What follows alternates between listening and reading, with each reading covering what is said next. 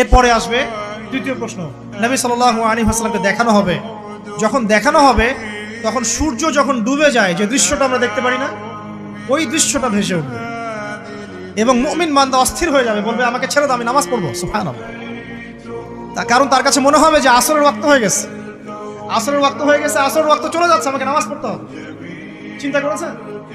ওই যে একটা হাদিস আছে না, যে 7 শ্রেণীর মানুষকে আল্লাহ রাব্বুল আলামিন আরশের ছায়া দিবেন। তার মধ্যে এক শ্রেণীর মানুষকে, যার অন্তর মসজিদের সাথে ঝুলে থাকে, তার মন মসজিদের সাথে ঝুলে ছিল, এই সূর্য ডুবে গেল বলে আমাকে ছেড়ে দাও, আমি নামাজ পড়তে যাব। তখন ফেরেশতারা বলবেন, তোমাকে নামাজ পড়তে দেয়া হবে, তবে তার আগে তুমি এর উত্তর দাও। কি উত্তর? এই ব্যক্তির দিকে তাকাও। তখন নবী সাল্লাল্লাহু আলাইহি ওয়াসাল্লামকে দেখানো হবে, সাল্লাল্লাহু আলাইহি ওয়াসাল্লাম দরুদ পড়বেন। বলা হবে যে এই ব্যক্তির সম্পর্কে তোমার কি ধারণা? মান হাযা রাজুলু বুইসা ফীকুম, এই ব্যক্তি কে, যাকে তোমাদের কাছে পাঠানো হয়েছিল?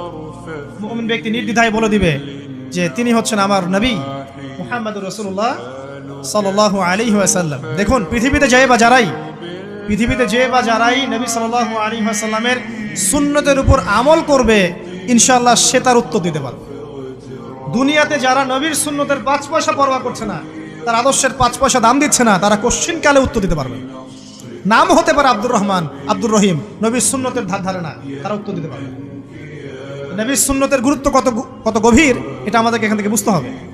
তাই প্রিয় যুবক ভাইরা, মুসলিম ভাইরা, আমাদের জীবনটাকে নবীর আদর্শ এবং সুন্নতে ঢেলে সাজাতে হবে। সকাল থেকে সন্ধ্যা পর্যন্ত প্রতিটা কাজ করবো কার তরিকায়? রাসূলের তরিকায়। নামাজ পড়বো তার তরিকায়, রোজা, সিয়াম, হজ, যাকাত, আমল, মুআমালাত, আখলাক সব কার তরিকায়? নবী সাল্লাল্লাহু আলাইহি ওয়াসাল্লামের তরিকা অনুযায়ী ইনশাআল্লাহ। আল্লাহ পাক